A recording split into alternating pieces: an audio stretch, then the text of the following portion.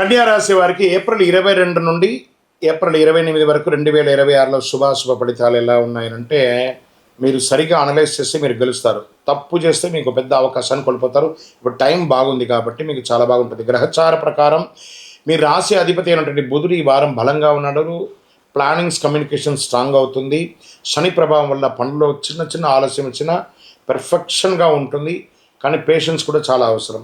ఉద్యోగం చేస్తున్న వాళ్ళకి, ప్రభుత్వ ఉద్యోగం చేస్తున్నటువంటి వారికి రెస్పాన్సిబిలిటీ పెరుగుతాయి. డిసిప్లిన్తో పని చేయాలి. ప్రైవేట్ ఐటీ సెక్టార్లో ఉన్నవారు మీ స్కిల్స్కి వాల్యూ పెరుగుతుంది, కానీ వర్క్ లోడ్ కూడా పెరుగుతుంది. మీ వర్క్ క్వాలిటీ చూసి అప్రిషియేషన్ కూడా పెరుగుతుంది. జాబ్ చేంజ్ ఆలోచించే వారికి అప్లై చేయడం మంచిది. వ్యాపారంలో ఉన్న వాళ్ళకి ఎలా ఉంటుందంటే, ప్లానింగ్స్ వల్ల ప్రాఫిట్ వస్తుంది. అకౌంట్స్ డాక్యుమెంట్స్ పర్ఫెక్ట్గా మెయింటైన్ చేయాలి. చిన్న మిస్టేక్స్ కూడా పెద్ద లాస్ని తీసుకొచ్చి పెడుతుంది. ఫైనాన్షియల్ డిసిప్లిన్ చాలా అవసరం ఉంటుంది. రాజకీయంలో ఉన్నవారు స్ట్రాటజీ వల్ల సక్సెస్ ఉంటుంది. బాగా గుర్తుపెట్టుకోండి. ప్లాన్ చేసి పబ్లిక్లో వెళ్ళేటప్పుడు చాలా జాగ్రత్తగా ఉండాలి. స్ట్రాటజీ చేసుకోండి. ఇంకా రియల్ ఎస్టేట్లో ఉన్న వారికి డీల్స్ స్లోగా పెరుగుతాయి. డాక్యుమెంటేషన్స్ అంతా బాగా వెరిఫై చేయండి. మీ లాయర్ ఆడిటర్ని పిలిచి డాక్యుమెంటేషన్ అంతా చెక్ చేసుకొని ఇలా చేయండి. కుటుంబ సభ్యుల మధ్య ఎక్కువ అనలైజ్ చేయడం వల్ల మిస్అండర్స్టాండింగ్ రావచ్చు. కొన్ని విషయాలు ఓవర్ థింక్ తగ్గించుకోవాలి. కుటుంబ సభ్యుల్లో అహంకారం ఉండకూడదు. భార్యాభర్తల మీద కమ్యూనికేషన్ చాలా క్లియర్గా ఉండాలి. అదొకటి చేసుకోండి. షేర్ మార్కెట్లో అనలైజ్ చేసి ఇన్వెస్ట్ చేయడం ప్రాఫిట్ వస్తుంది. షార్ట్ కట్స్ తీసుకుంటే భయంకరమైనటువంటి లాస్ వచ్చే అవకాశాలు ఉన్నాయి.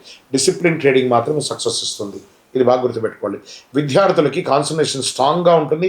మంచి రిజల్ట్స్ కూడా అవుతుంది, కానీ స్లోగా ఎదుగుతారని కూడా చెప్పచ్చు. ఇంకా ఆరోగ్యపరంగా డైజెషన్ ఇష్యూస్ కూడా చాలా వస్తుంది. స్ట్రెస్ వల్ల ప్రాబ్లమ్స్. ఫుడ్ హ్యాబిట్స్ కొంచెం జాగ్రత్తగా మారాలి.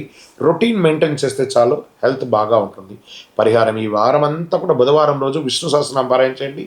ఆకుకూరలు అవన్నీ కూడా ఆవులకి, పిచ్చుకలకి అవన్నిటి కూడా పెట్టండి. పండ్లు అంతా కూడా పెట్టండి. మీకు ఇష్టదైవాన్ని ప్రార్థించండి. నవగ్రహాలకి 19 ప్రదక్షిణాలు చేయండి. ఓం నమో నారాయణాయ అని చెప్పి 108 సార్లు జపం చేయండి. మీకు ఒక క్లారిటీ మరియు సక్సెస్ని కూడా తీసుకొస్తుందని కూడా చెప్పచ్చు. కన్యారాశి వారి ఈ వారం ఒక గోల్డెన్ చేంజ్ ఉంది మీ లైఫ్లో. వార ద్వితీయంలో మీరు డిసిప్లిన్ క్లారిటీతో ఉంటే మీరు ఎదుగుతారు. తప్పు చేస్తే మీకే అవకాశాలు కోల్పోయే అవకాశాలు ఉంటే జాగ్రత్త అని చెప్పచ్చు. కన్యారాశి వారి ఇవి ఒక కీలకమైనటువంటి నిర్ణయం కూడా తీసుకునే అవకాశాలు ఉంటాయి. అద్భుతం. విజయవస్తు.